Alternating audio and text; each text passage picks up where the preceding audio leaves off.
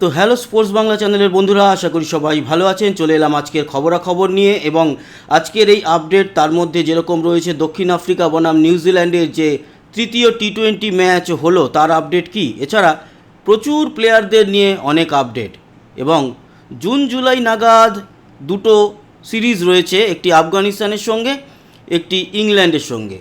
মাঝে 10 দিনের গ্যাপ ছিল, সেখানেও কিন্তু প্লেয়ারদের বিশ্রাম দেওয়া হচ্ছে না, সেখানেও গুঁজে দেওয়া হলো আরও একটি অন্য দেশের সঙ্গে সিরিজ। এই সমস্ত খবরাখবর এবং থাকছে আইপিএলের খবর। তবে শুরুটা খুব দুঃখজনক, কি জানেন তো? এই যে প্লেয়ারটির ছবি আপনারা দেখতে পাচ্ছেন, এর নাম হচ্ছে সালেহ মোহাম্মদী। এ একজন কুস্তিগির, রেসলার, ইরানের, মাত্র 19 বছর বয়স। গতকাল এই কুস্তিগিরকে প্রকাশ্যে ফাঁসি দেওয়া হয়েছে। তার বিরুদ্ধে অ্যালিগেশন বলবো না, মানে তাদের সরকারের তরফ থেকে বলা হয়েছে যে শাস্তিযোগ্য অপরাধ করেছে সে।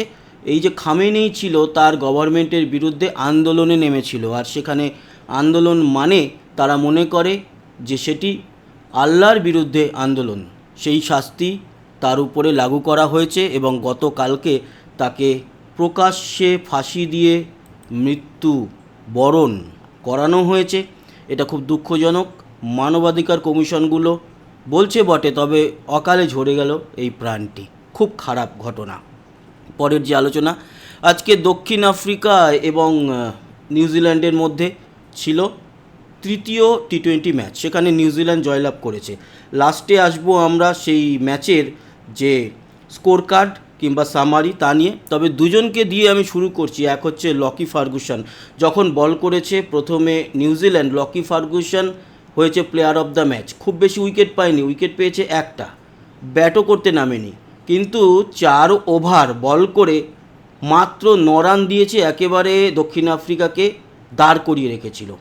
সেখানেই মনোবল অনেকটা ভেঙে যায়, তার জন্যই বেশি রান তুলতে পারেনি দক্ষিণ আফ্রিকা, আর 8 উইকেটে জয়লাভ করেছে নিউজিল্যান্ড এই ম্যাচটিকে।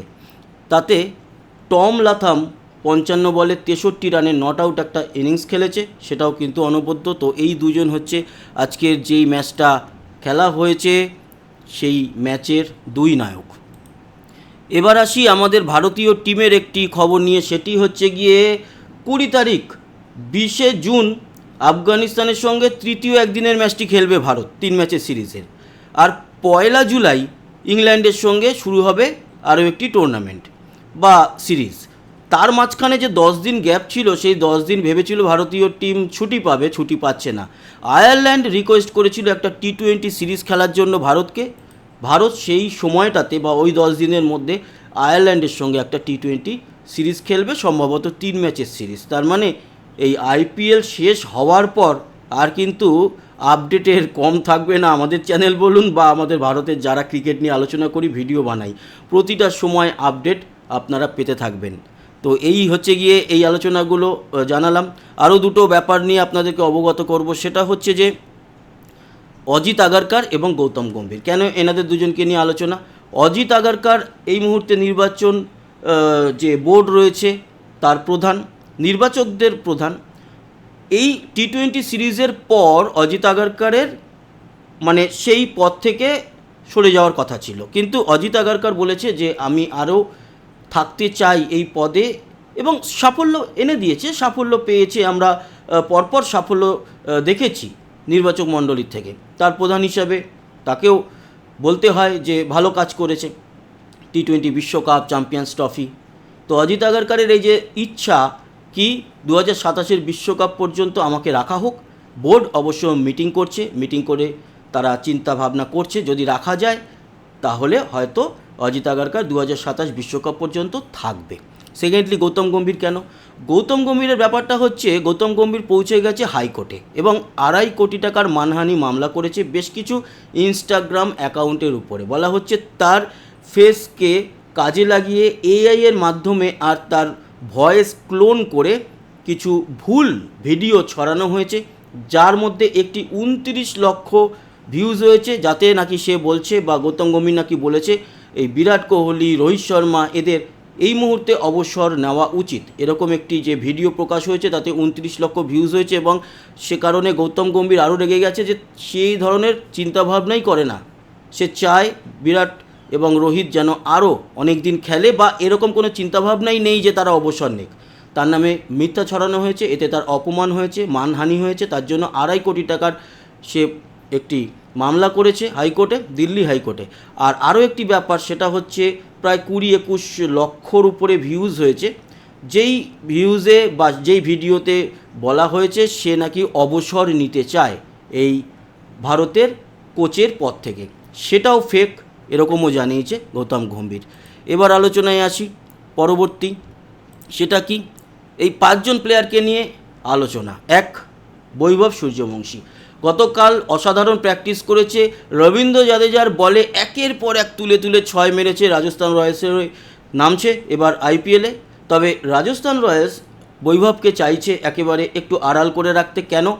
বলতে চাইছে ওর খেলার দিকে মনোযোগ দেওয়া উচিত, বিভিন্ন সংবাদ মাধ্যম বা প্রেসের থেকে তাকে আগলে রাখবে রাজস্থান রয়্যালসের টিম ম্যানেজমেন্ট, এবং বলতে চাইছে ওর এখনও বয়স হয়নি যে কোনো মুহূর্তে গিয়ে একেবারে প্রেসের সামনে যে কোনো কিছু বলার, ওকে আরও ম্যাচিওর হতে হবে।